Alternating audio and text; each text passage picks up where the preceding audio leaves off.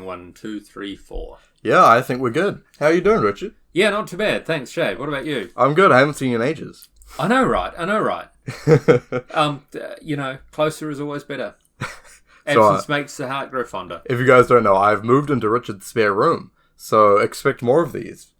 Please comment to annoy Richard and pressure him to make more of these, because he's very apprehensive. I don't know that I'm apprehensive. I'm just sort of a little bit time poor. Richard's just like, what? These views don't have 1 million views yet? These videos don't have 1 million views?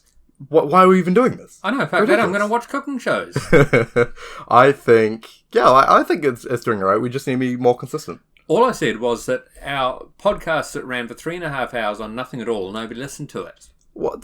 200 people watched our Alien one. It just wasn't as much as other ones. That's Perhaps right. They just didn't like my opinions, which doesn't surprise me. Yeah, your opinions on Alien was wrong. I agree. I thought my opinions on Alien were excellent and correct. So I'm no herd follower, except for when I am. Of course. So we're watching Pulp Fiction this time. So have you heard of Pulp Fiction? Well, I have heard of it. This is... First of all, I understand it's one of your favourite movies, which makes me excited for it, or at least it used to before I realised how shit your taste in movies was. Rough. And there's quite a cool poster that used to be on your wall at your old flat and is presumably rolled up in it is your my drawer garage. at this Well, moment. because it is framed. It is nicely framed. When you say my garage, you mean my garage. I mean my cupboard, my wardrobe. Right. And it was a black and white person of two people aiming a gun at somebody. Oh, that one. Yes. Oh, yeah, I guess because there was one in my bedroom as well. What was the one in your bedroom again? It was actually just the movie poster. I'll show you after this, but okay. it has the character Mia Wallace smoking a cigarette just on the front. Like, it's very nondescript. Disgraceful. It's a very nondescript poster, but it's I don't know. It's just great. Yeah, I'm assuming then it was made before smoking became illegal on TV. Or is it different in movies? It'll be different in movies. All right. I don't even know about American laws on smoking on TV might be different because they had that show Mad Men. Do you know about that show? No. So it's maybe 5-6 years old now, and it's about a cigarette advertising company. Well, a cigarette company and about the advertising team and their whole shenanigans in the 50s and the 60s. Assaulting their wives and cheating on them and trying to sleep with their secretaries and shit. I don't know, I've only watched the first season, but it's good fun. As we've said in one of our previous movies, disgusting. Disgusting. I actually thought for a second that you were referring to the movie that I think of in my head as being Fat Like Me, but it's actually called Supersize Me. And Fat Like Me is actually just a wrong filing in my head of the book Black Like Me, which is an interesting book on civil rights. It was written in the 60s, in which I studied in high school. I get it, Richard. You read. Well, yeah, I do read. We know this. Supersize Me, that documentary about eating McDonald's. Yeah. And getting upsized. Yeah, that's all fake, right? Well, that's what you would say. Yeah, but yeah, it is fake. Just for commentary for readers here, I am quite fat. I was going to say that I'm trying to persuade Shay to go keto. I don't believe it's all fake. I reckon all that stuff is really bad for you. Yeah, of course, right? But he faked the amount of fatness that he got in a month. You could eat McDonald's for a month and not get that fat. He lied. Not sure about that. It's proven that he lied. Yeah, and it was all bullshit. That documentary was a scam. We live in the age of second order misinformation. Oh, of course. And I think that he was probably lying, and now you're lying to me about him lying. Makes sense to me. Yeah.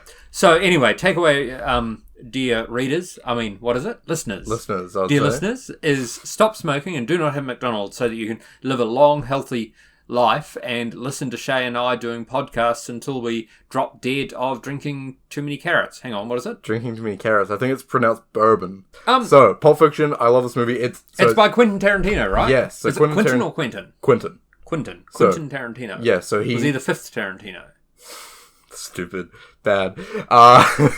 So, I'm trying to think what Tarantino films you've seen. You've definitely seen Once Upon a Time in Hollywood, because we watched that together. Excellent film. And have you seen any like Reservoir Dogs or no, Kill but Bill? I reckon... Inglourious Basterds you've seen. Yeah, Yes. is that the one? Where they hide the Jewish girl. That one? No. Yes. No.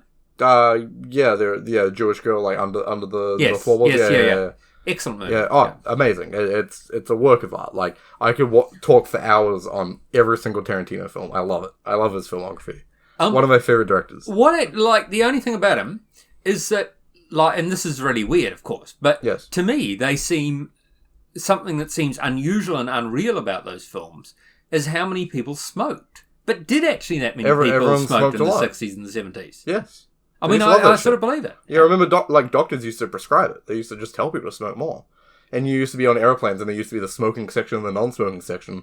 Like, the air would filter out the smoke or some shit, you know? So we're going to go away and watch Pulp Fiction. Richard's going to enjoy it. He better. Or I'm cancelling this show. The only trouble is this, that I actually come along with quite high expectations. Because I know that you love it, and I've seen... Yeah, I know, it's rough, eh? It feels to me like this is a new phrase, okay? This is a new literary phrase, but it feels to me like Saturday Night America. Yeah? You know, what is this? Well, the America after the Civil Rights Act, but not that long after, you know, just when cities were beginning to become, you know, the ludicrous, crime-ridden whole hells they were prior to the Clinton administration. Well, you mean before Giuliani came in and cleaned up New York? Is that what you're trying to say? Well, I was actually thinking before that, but hey, same difference. Same difference. And so I do think of it as being a sort of a unique time of high crime in America, almost like you had in the Prohibition days. That's a different topic. Of course. You know, what's his name? Al Capone. Almost Capone, like Al Capone's America. But in the 1970s instead of the 1930s, which obviously makes it a little bit more relatable. Yes. Because I was barely born in the 30s. Of course, just barely. But yeah, this, it is very, very crime and action film, but it's a very unique film, and I obviously will discuss this afterwards, but it's very uniquely framed. Right. Like, with a unique structure that I think, you will enjoy. I think it's, cool. Well, I told you before, because I was trying to get you to watch some of it now and some of it later, and, because Richard has to go out. Eat your greens before you have your pudding. Yep. And I was like, we can just watch the first section or two, and then we can watch the other one later. He's like, no, I'm going to go away. I'm like, no, but Pulp Fiction is designed so you can watch it like that. But it's all right. It doesn't matter. We can watch it at an appropriate time. So we're going to go away and watch Pulp Fiction, unless you have anything else to add to this conversation, Mr. Richard. No, it's all great. You can stay healthy out there, listeners. Excellent.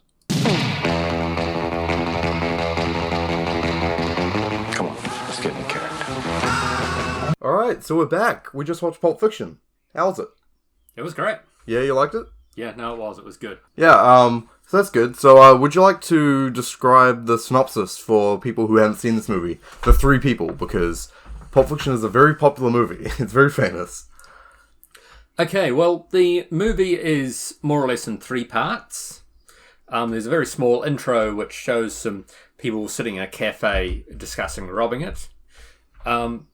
And then we go on to the, if you like, the first main part of the story, which is when Vincent, one of the guys who's involved with the, if you like, the underworld boss, Mr. Marcellus Wallace. Yeah, like one of his goons. One of his goons. Yeah. He said Vincent and the other goon, so to speak, Jules, have just been involved in strong-arming some cash and shooting some enemies up of Mr. Wallace. Yes. On the way home, they have a conversation about what happened to somebody who had washed the feet of Mr. Marcellus Wallace's wife and ended up throwing out... I think it was washing feet. It was more of a massage. I'm sorry, it was a massaging massage, feet. Yes.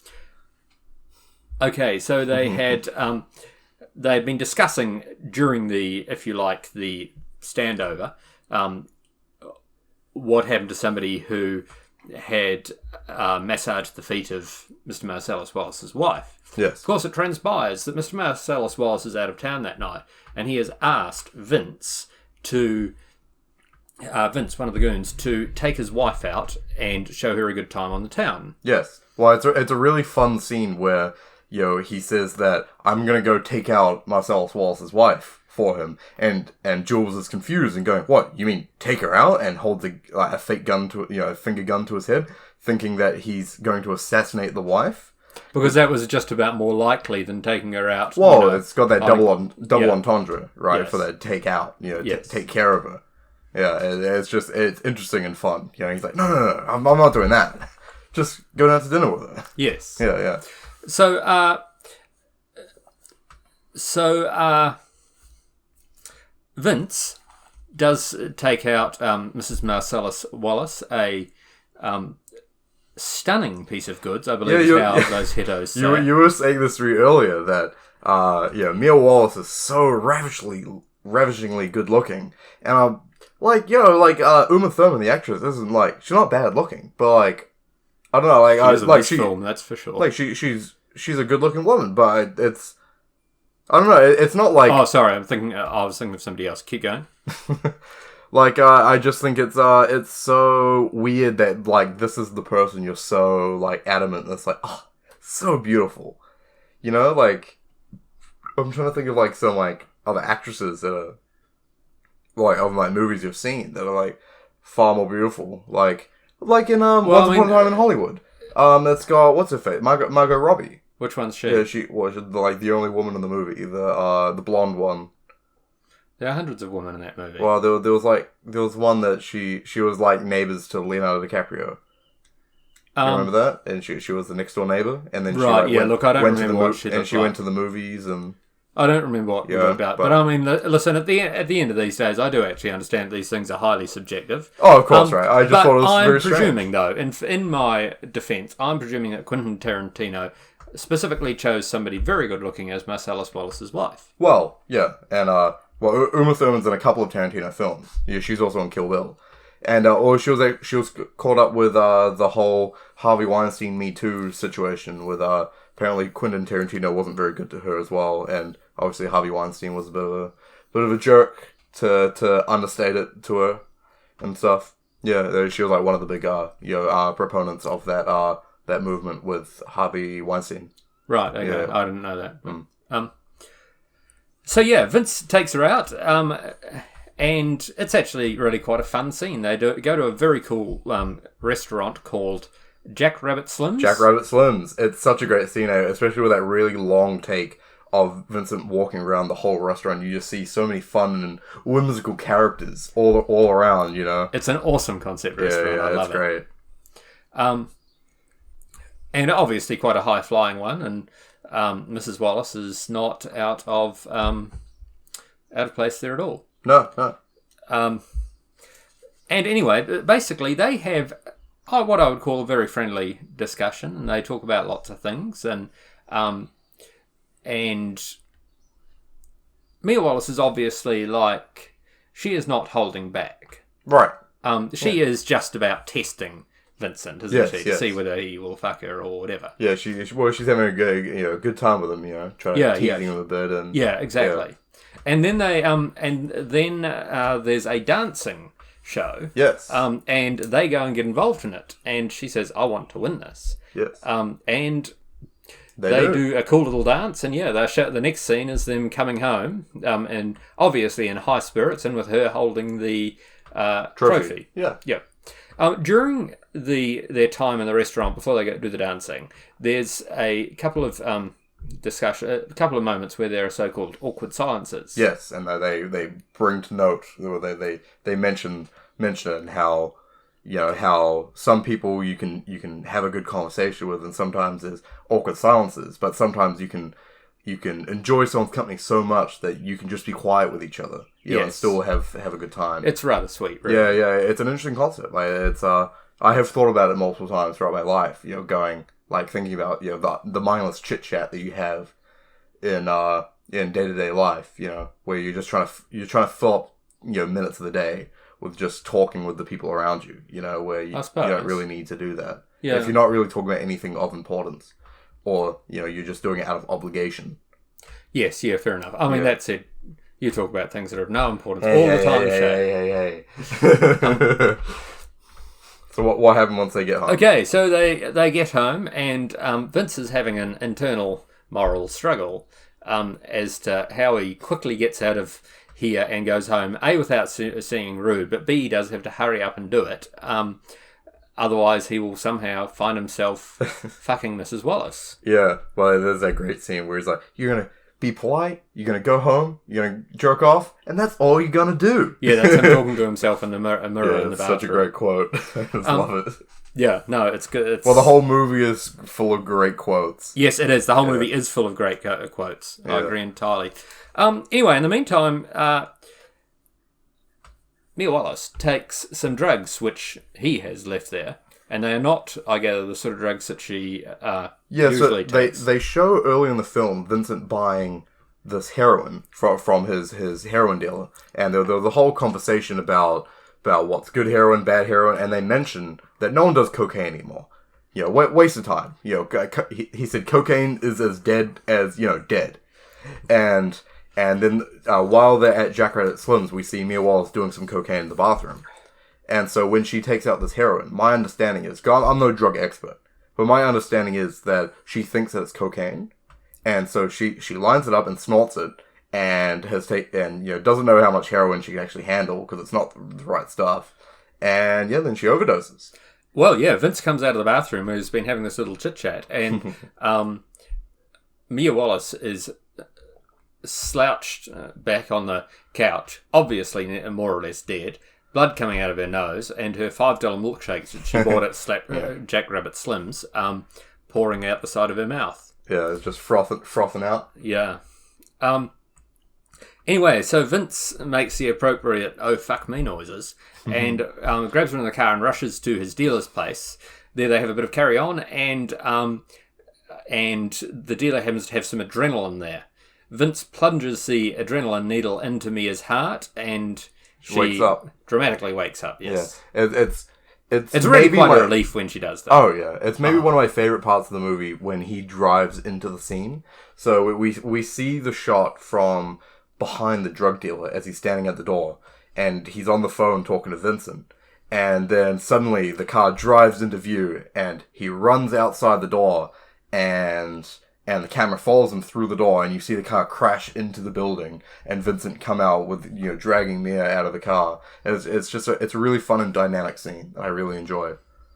Yes, it is. It's great. And that drug dealer who's refusing to help gets his comeuppance, which is good. Well, yeah, Vincent kind of blackmails him into helping them out. He says that, I'm going to rat you out to Marcellus Wallace for not helping his overdosing wife if you don't help her now. He's like, oh shit, don't want to fuck over Marcellus Wallace. Yeah, fair enough. I didn't mind that at all. I didn't like that fun. Stupid hippie long hair. Yeah. Kill them all, as Richard would say. That is actually not what I said, but okay, so right then on the way back, because Mia is now apparently fine. There is a long, awkward silence. Yes, it's like a great crescendo. It's like a cherry on top of this film, of this segment of the film. It's just it's a fun return to what they were talking about earlier. Yeah, and suddenly Mia Wallace doesn't quite look like the swept up lady. She's suddenly somewhat pouty and rather dishevelled. Yes. Yeah. So they get home and home to Marcellus and Mia Wallace's place, and agree that Marcellus Wallace does not need to know about this ever. Yes. And they all live happily ever after. And then that's the end of chapter 1, or the first segment. Yeah. Yeah, it's exciting, No, it's great. It's great. Yeah, so then it starts off with the next segment, and what's that about? Okay, so the next segment starts with a boy being presented, a little boy being presented with his dead father's watch, who was also his dead grandfather's and dead great-grandfather's watch, which had been through many wars with, and I mean literal actual wars, with his ancestors. And it's obviously a very special watch in terms of emotional connection and so on. Yes. And so the little boy gets given this watch by his dead father's Navy friend or whatever it is. Marine friend. Well, the actor is Christopher Walken. I know you probably don't know this, but the people listening, well, he's a very famous actor that had this very small scene in this movie. and he's just so funny. He has such a great way of talking. And he goes, I wore this watch up my ass, and he's like, I'll be damned if the gooks ever got this watch, like, just the way he talks is just so fun. Yes. So anyway, the boy, the next scene is the boy's grown up and he's a boxer. The grown up boy, the boxer, has made an arrangement to lose a fight in a specific round with the said Marcellus Wallace.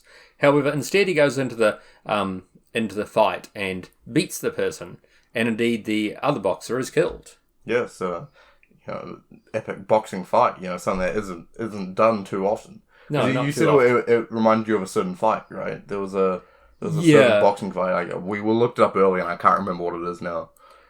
Yeah, look, there's been I think in the last 100 years in the US, there might have been about 12 fatalities in or immediately attending a boxing fight. Those sort of numbers.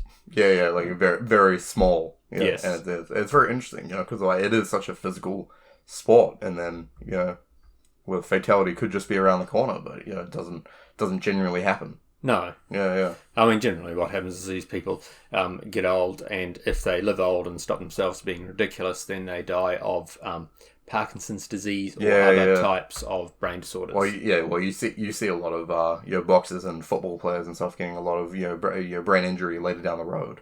Just by being constantly hit in the head. That's pretty bad. Like something I think you're going to see something like boxing and football really not really done as often, or is that big of a pastime in a good 50 years? Yeah, I'm inclined to agree, or it'll be different because it'll be watered down a lot, right? Yeah. Well, because obviously there's so many rules. Like as an example, in rugby league, which I like to watch, there used to be a rule where you could shoulder barge without any arms and you could just smack into each other, and that was a good maybe 5 years ago. And now you can't do that anymore. It's far too dangerous. Won't allow it. And then there's so many restrictions on how you can tackle and things like that. And it's the same in mixed martial arts and things like that, right? With certain types of moves not allowed, even though it's meant to be, this gladiator fight to the death type situation. But they're like, no, we can't. We couldn't possibly. Okay. Yes, you're right. Look, this is not a discussion on sports policy.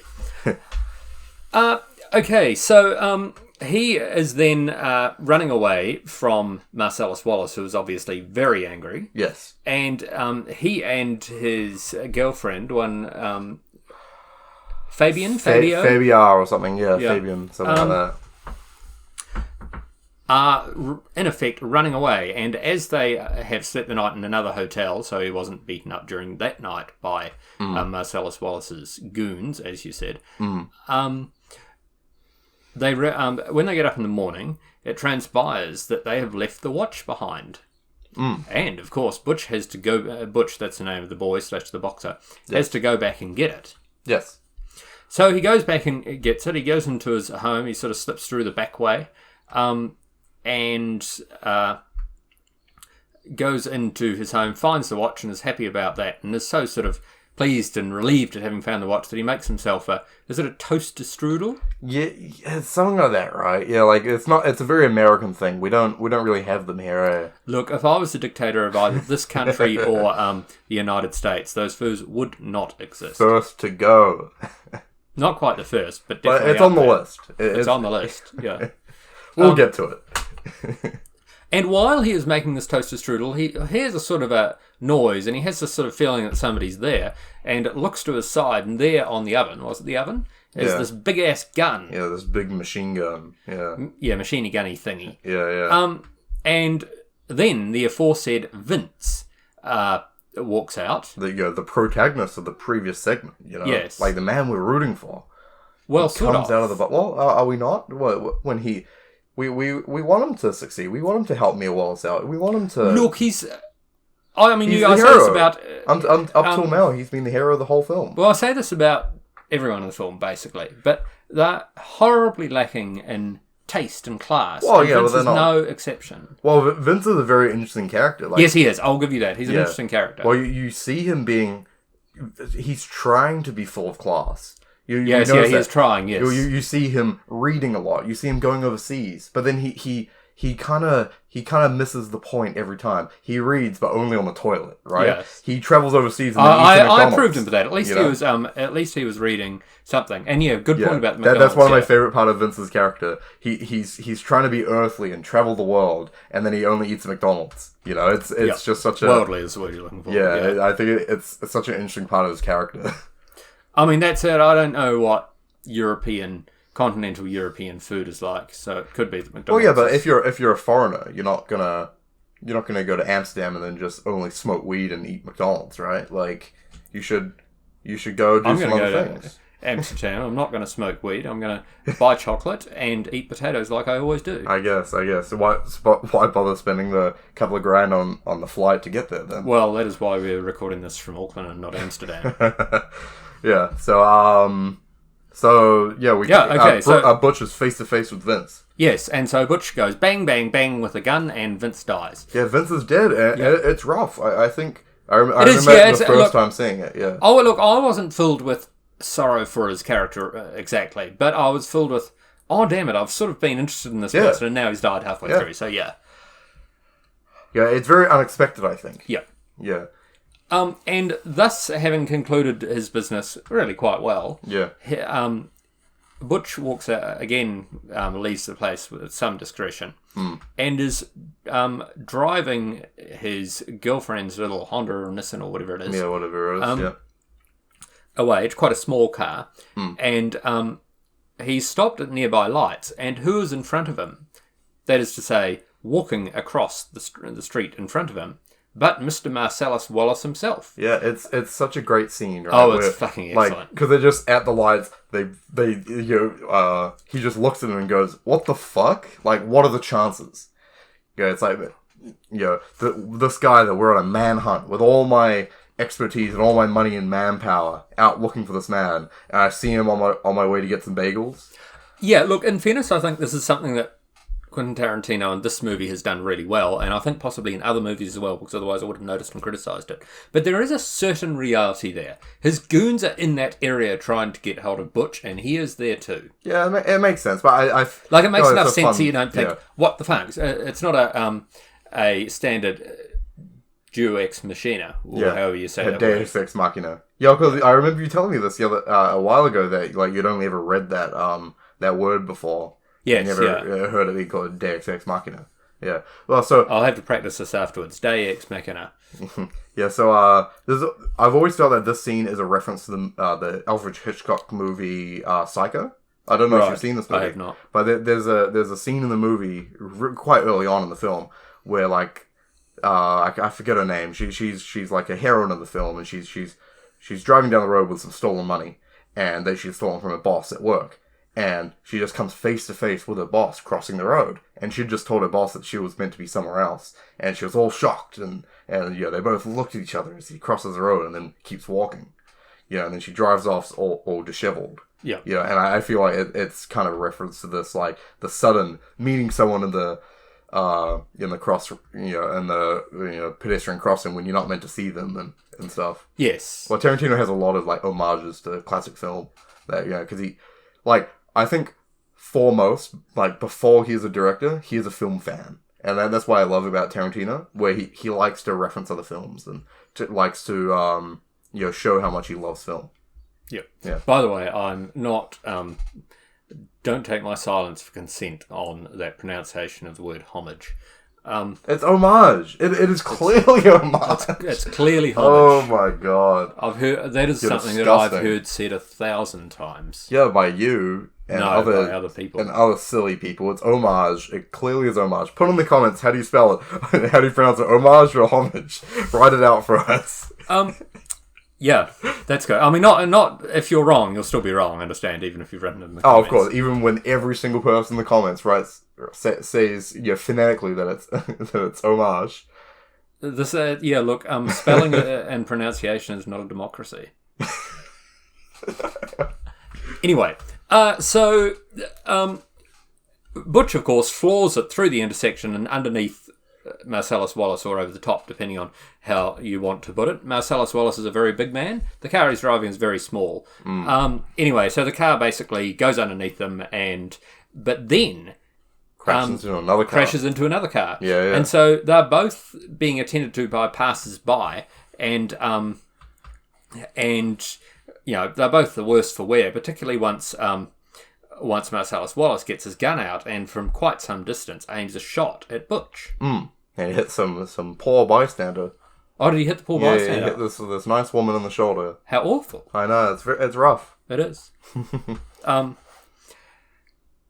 Remind me to stay in a nice hotel when I go to Los Angeles. And anyway, so then Butch takes off and Marcellus Wallace takes off after them. They're both walking a little bit limping and drunkenly. And anyway, the next thing is that Butch runs into a pawn shop, a PAWN shop. Yes. And Marcellus Wallace eventually finds him in there. So they have a bit of a beat up, and the owner pulls a gun out and aims it at them and tells them to stop. And Marcellus Wallace is more or less unconscious on the floor, and Butch is told to put his hands on the counter, and as he's doing so, the store owner whacks him with the butt of a gun. And lo and behold, they are both unconscious on the floor. Yes. He then calls one of his associates and says something to the effect of, "The spider has just caught some flies, come over." Yeah. And the next thing is they're both in the downstairs, if you like, the dungeon. The downstairs, yes. On chairs with their hands tied behind their back and very sexual looking ball gags. In their mouth, yeah. Anyway, it soon becomes obvious this is going to become a little bit sexual, and the other person that had been phoned by the pawn shop owner comes along, and they decide that they are going to, well, it's not that obvious, but they decide that they're going to rape Marcellus Wallace first, and the other one later, and Butch later. In the meantime, they've brought out a person called the Gimp, who was basically a sex prisoner, call it what you like, dressed all in leathers at some... underneath a rubbish tin at the back of the shop, sort of thing. Yeah, something like that. And while Marcellus Wallace is taken out the back, where he gets, I believe the Americans would call it cornholed. Yikes. Yikes. Butch manages with his boxer strength to break the ropes. The Gimp starts making noises to alert the others. It gets punched in the face and proceeds to die because it's sort of in this hanging position. Yeah. And Butch goes up to leave Marcellus Wallace to his fate. At the door, he has a crisis of conscience, a little bit like, although somewhat different from Vince's crisis of conscience in the interesting in the bathroom at the Wallaces. I guess you could say that.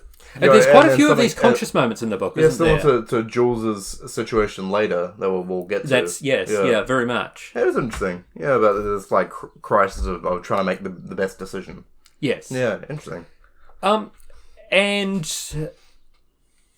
he looks around for tools and goes back to rescue Marcellus Wallace. It's a very fun scene, right? It's a great scene. When he keeps picking up a new tool to go save the day, and then goes, no, this one's much better. Yeah, so the progression is hammer, baseball bat, chainsaw, and then he samurai sword. Yeah. Did somebody call it a katana? Yeah, our other flatmate called it a katana. So it could be. I'm not sure. I'm no expert. And so he goes back there, and things don't go well for the pawn shop owner, and nor for Zed, the so-called hillbilly boy that's been raping Marcellus Wallace. Anyway, Marcellus Wallace gets free and takes over the scene. He and Butch agree that they're all good with each other. And as long as Butch leaves and is never seen in Los Angeles again. Yeah. And just like Vince and Mia's thing that is just between them, Butch and Marcellus Wallace and this Zed guy is the only person who is ever going to know about this. Yeah. When the boat gets ass raped. Series of events, yeah. Yes. I was trying to dull it down a little bit, but no. Look, Quinton, the director doesn't dull it down. Yeah, well, I guess it's quite rough, especially for a 1994 film. I think it's very in your face on this very, very confronting scene. You know, of they're like, it's not too graphic, so it's not like they really show anything too much, but it is like it is very confronting for like, well, because I've always felt that that film has really desensitized violence in the form of killing and beating up and all that stuff, but I still think sexual violence is still very taboo. Yeah, taboo or not shown as much, and I think it's always very, very grimacing and very ooh every time you see it. Yeah, I suppose some of it comes down to ratings. You can't have that much sexual stuff shown and retain your, sure, but PG-13 rating or whatever this would have. Yeah, but we've allowed all the violence and murder and all that stuff. We could have a discussion about which is worse, rape or murder, right? But yes,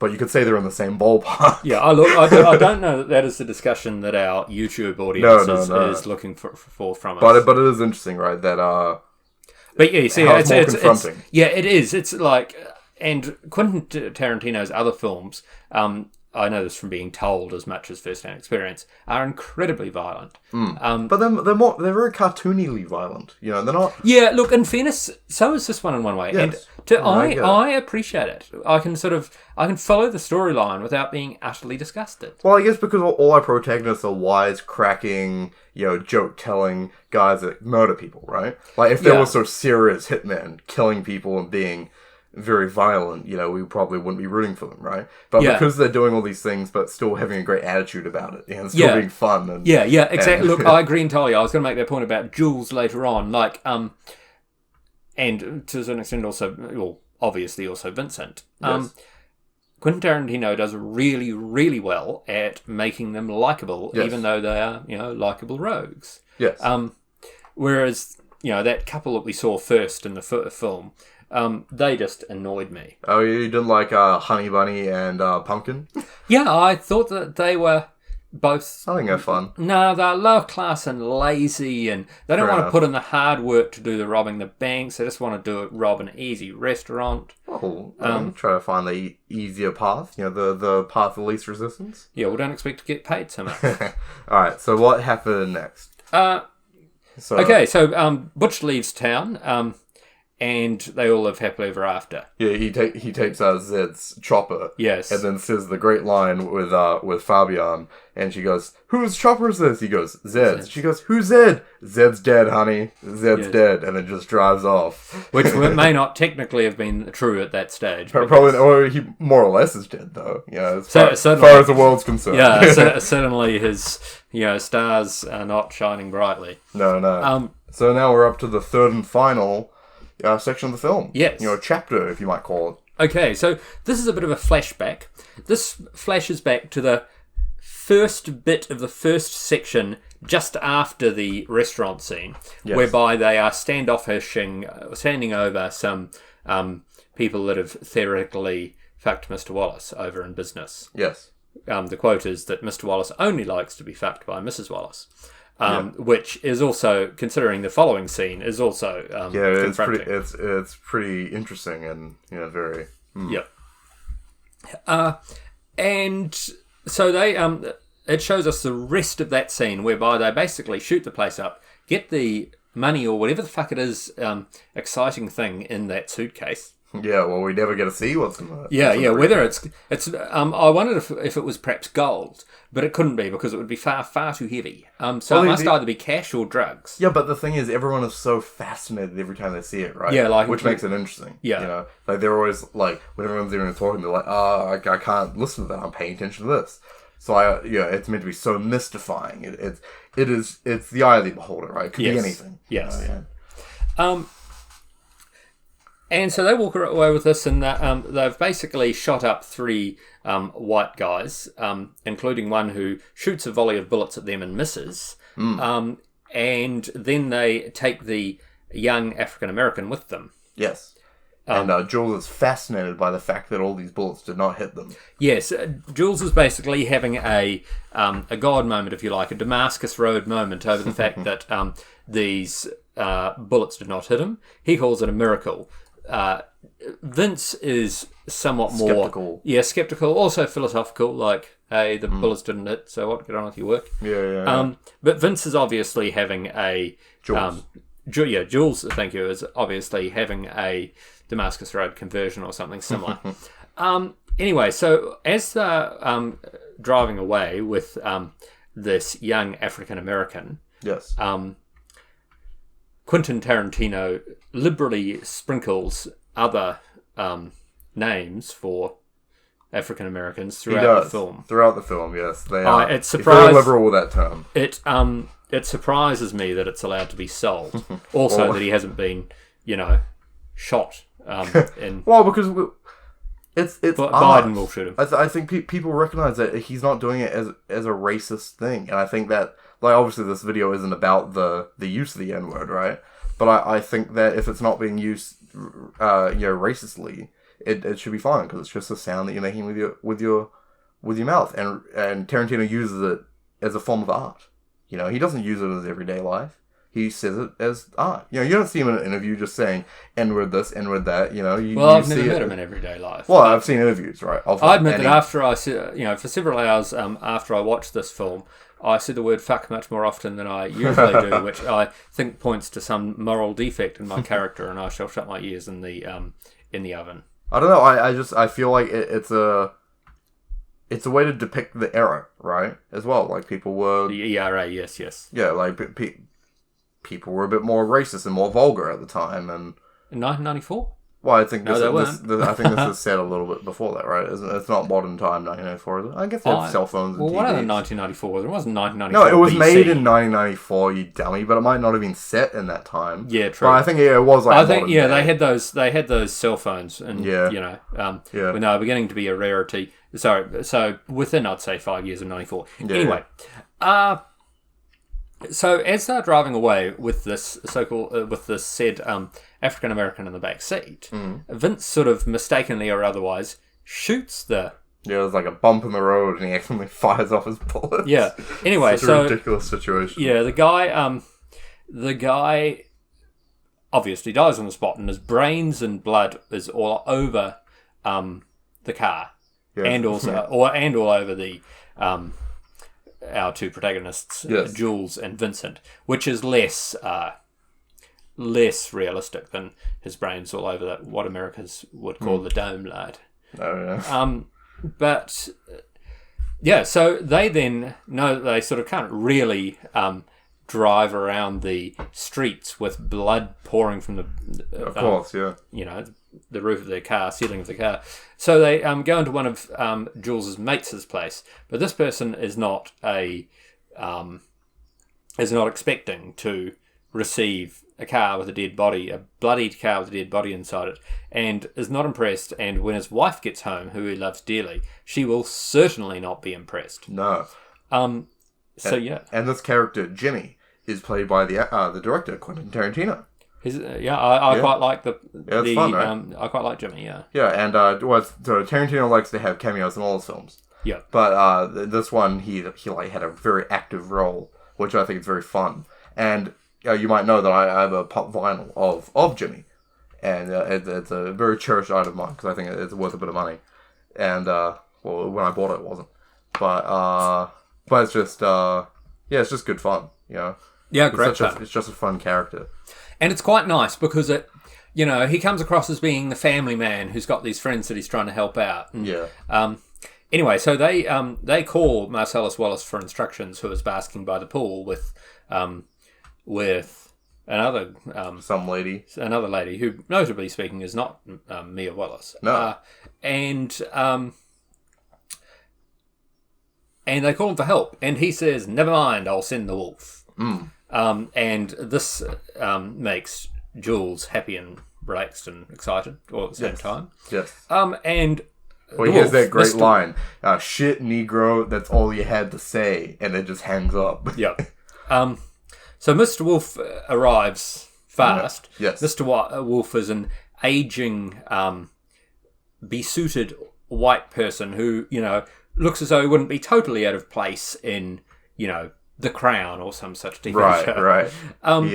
He's played by Harvey Keitel, a very famous actor. And he is excellent, frankly. Oh, amazing. He does all the things that I would have done in that situation. Richard did during the watch. Deeply approve of people like that. During the watch, Richard did go, finally a man of sense, or something like that. Yep. Finally a man doing something correctly for once. Yes. So they have fun cleaning up the car in a hurry because there is 45 minutes or 43 minutes or something until Bonnie comes home. Yes. It's called the Bonnie Affair, isn't it? It is, yeah, something like that. And they successfully clean this up, clean themselves up, with Quinton Tarantino looking on, and off they go. Yes. And so they go back to the car yard that will happily take this car with the dead person inside it. And there Mr. Wolf is going out for breakfast with this lass. Yes. And he semi-offers him a ride, finds out where they live and says, hey, I'll see you a taxi ride in the future. Yeah. And so they take a taxi and they decide that they'll have breakfast. Yes. They've gone through quite a bit in relation to this briefcase full of money, which they still have on them. Probably not the smartest idea to have gone to breakfast with the money, right? Probably should have just gone there directly, especially since Jules really wants to get out of the game. So Jules is still having his God moments, yes. Yeah, and he should have his, finish his quest now and get it over and done with, Yes. So there they are, sitting in the restaurant. They have a little philosophical discussion about pigs and dogs and pancakes and shit. And miracles, obviously. Yes. And then it transpires that the two people that we saw in the very, very, very first scene, before sort of section 1 started, are about to rob the restaurant at that moment. This they do, not entirely successfully. Well, it's so fun because great. By this time of the film, you've more or less kind of forgotten about these characters, or you're not really thinking about it. You're thinking about so many other things going on in the film, and then suddenly, he goes, "Everybody be cool! This is a robbery!" You're like, "Oh shit! I've seen this." If you actually watch the very first scene with them talking, you can see Vincent walking in the background. Oh, right. It's very fun, yeah. That's great. Yeah. That is great. I'm going to go back and watch that. Well, it's really annoying. They say the line slightly differently. Right. Where she goes, any of you fucking pricks move, and I'll execute every motherfucking one of you. The second time she says it slightly differently. And it's kind of annoying. There's a lot of debate in the film community whether it was intentional or not. I don't think Tarantino ever addressed it, like, if he changed it on purpose or it was just an oversight. But it's a bit frustrating, where it's not the same line. Yes. Yes, I agree. It is a bit frustrating. And there they go and all live happily ever after. Bearing in mind, of course, that the third scene predates the second scene. Because, it does. Because Vince is still alive at the end of the third scene, and he isn't at the end of the second scene. Yes, which is... Well, so when you saw that first scene of Butch where he is talking to Marcellus Wallace, right? Yep. And he's buying him off and giving him a stack of cash. Yes. Vincent and Jules walk in with their dressed down clothes into that bar, which means that was directly after the... Yeah, they went straight from the restaurant to the restaurant to that bar where we first meet Butch. Yeah, which is fun. It's a good time. So, like... Obviously, if you watch the film in the correct order, we get to have all this fun with Vince all the way up until he dies. If you watch the second part at the end. Yeah, exactly. However, I think that wouldn't be as good because we feel as though we'd been robbed of our Vince character. Yeah, well, fatty that he is. It's good fun with the time jumps. Yeah, it's very unique. Yes, it is. It's great. And it works, which time jumps don't always do in either books or movies. No, I think it's fun. I think it benefits rewatches, I've found. Yes. Well, where there are things that you don't get until you see the completion later, it's like, oh, I guess I have to watch this again. And, it's great to watch it again and then get more insight and more understanding. Like, as I said, with how you can see Vince in the first shot. And then that first scene with Honey Bunny and Pumpkin, so you're about to rob the cafe. Yeah, it's good fun. It is. It's great. Yeah. So great film. Yeah. So what would you rate it? Let's get some ratings. Come on, Richard. I know you want to say it. It's a great movie. It is. It's a great movie. It's a great movie. 5 stars. 5 stars. Look, what did we rate Once Upon a Time in Hollywood? You gave it 4.5. I have it at 5 stars. Okay. What do we have? What do I rate? What have I got at 4 stars? Well, so you gave Star Wars Episode 4 4.5, and you gave Space Odyssey 4.5. Yep. And you gave Alien 1 star or something stupid. Yep. And you gave Under the Silver Lake 5 stars. That's the one 5 star I can think of. Is Ferris Bueller at 4 stars? Is Ferris Bueller at 4 stars, maybe? No, it's 4.5, I think. Fantastic Beasts at 4 stars, I believe. Yeah, I think so, but look, there's a story with that one. It feels like an awesome movie because the first time I watched it was a very good time for reasons that weren't necessarily related to the movie that we were watching. Fair enough. So, yeah. I think, you have Source Code 4 stars. Okay, cool. I do like Source Code. We should watch that movie together. Yep. Okay, well, I think. Look, it's, I don't love the half-star rating system because I like to be a little bit more precise. But hey, it's in there at 4.5 stars. Well, the half star is like rating out of 10. You know. Yeah. You have 10 options, so it's out of 10. Yeah. Well, this is a 9 out of 10. 9 out of 10. So the same that you've given 3 of the 4 movies that we've watched together on this series. Yeah, well, I mean, we've gone over this before, but you are showing me great movies, not rubbish. True. And with Alien, one exception. Apparently. Yikes. I can't believe you don't like Alien. I give it 5 stars, by the way, people. Ridiculous. This movie. No, well, Alien as well. But this movie is 5 stars for me. I love Pulp Fiction. The obvious comparison is with Once Upon a Time in Hollywood. Yes, of course. And I think they are both movies. They are both great movies. But I do think that you like Once Upon a Hollywood very slightly an edge with Once Upon a Time in Hollywood. It is interesting. I guess it more has a straightforward narrative maybe than this. It's a fun pairing piece as well. Yeah, it shows a wider view of life, if you like, than Pulp Fiction does. Maybe. There's good and bad things about Pulp Fiction. But yeah. I can only think of good things. I've got a few notes on one or two things. First of all, I like the authentic fast food, which is good when you're watching an American movie because it feels authentic. Obviously that's something you see the first time watcher. Great tension. Almost too much for me. But tense for you? Well, not so much tense. Not so much too much tension. The tension is great, but it's not too much for me. It's just I find it fucking annoying. Well, I was ready to get up and punch Fabio Butcher's... which you wouldn't run downstairs quick enough. Hurry up, you stupid wench! My favorite part that I think is the most tense is when they're robbing the cafe and we know Jules has a gun under the table and we know he's going to bring it out at some point. We know he's going to do something, but what's he going to do? Yeah, how is he going to intervene? It's very fun. And we're a little bit scared that Jules might die in that scene, just like Vince did in the previous one. Yeah. It's a bit spooky. I mean, a little complaint I have about these people is that, they are such idiots, the whole damn lot of them. Well, they're not highly educated unrealistic. People. They're just... Neither are They're just gangsters. Of course you are. I'm still more sensible than them. Yeah, because you're an educated boy. You've I don't like high school qualifications. There is they're idiots, and there's a certain lack of taste and class, as I mentioned. Yeah. So I do love that watch scene. It's the best, right? Yeah, it's absolutely awesome. Yeah, Christopher Walken just has this presence in that scene, eh? Yeah. And he really paints a really good narrative of talk about where the watch has been. It's been to your grandfather, your great-grandfather, now your father, and he died, and he had dysentery, and, Yes, yeah. I always wonder how you keep a watch up your ass if you've got dysentery, but hopefully this is something that I shall never have to find out.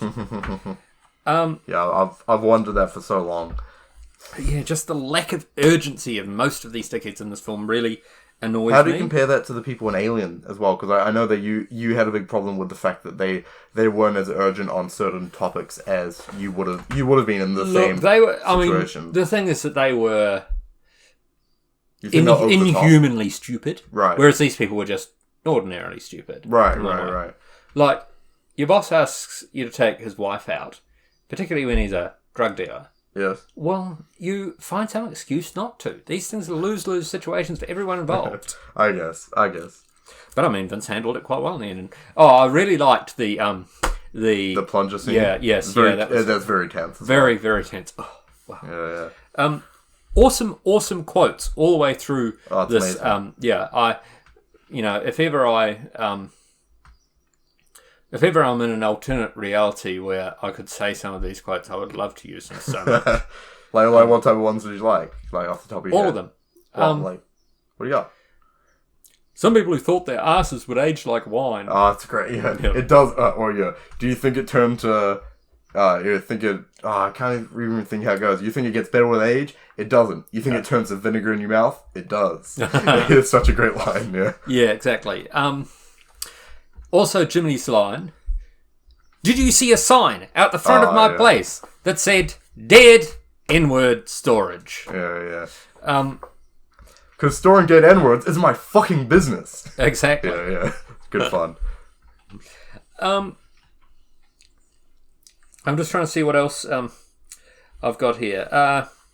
Vince, when we're sort of rooting for him, he's not that nice, is he? Well, yeah, he's a problematic protagonist. You feel a bit awkward rooting for him, but it's like when you watch something like I'm trying to think of there's lots of protagonists that do bad things, in films that you still root for, right? I suppose, but I just want them to be a little bit more classy than Vince. Yeah, well, I'd be like James Bond, committing war crimes, but still doing it with some style. Yes, thank you. Yeah, exactly. Yeah. Makes sense. But yeah, look, my favourite person in the film is Mr. Wolf. I feel as though that I should watch that scene before I go to work most days. To pick up some good quotes. I'd love to be able to use some of these quotes at my work, but I don't know if I'll be able to. But secondly, just to fool me with motivation and usefulness for the day. Yeah, well, here's a great line where he's like, please and thank you, clean the fucking car. Yeah. But I thought that was very nice. Like, obviously, he pointed out to them that please was not necessary, just fucking do it. But then he unbends and says, so please and thank you. I thought that was very good. It was a way of diffusing the situation while he retained authority. Well, because he did. I think he's a leader. He did the please and thank you, and then also was like, but remember, I'm in charge. Fuck you, Yeah, well, fair enough. They called for help. But look, if you grow up like Mr. Wolf, I will be very, very, very happy. I appreciate it, Richard. I was mildly interested in the philosophical discussion about miracles and so on. And the one or two biblical themes, some very obvious and others not so obvious throughout the. Like what biblical themes? Well, obviously there was that Ezekiel 25 thing. Yes, the fake Bible quote. Yes. Well, part of it's real, but most of it is not. Yeah. Yes. Then there's the discussion on miracles. Yes.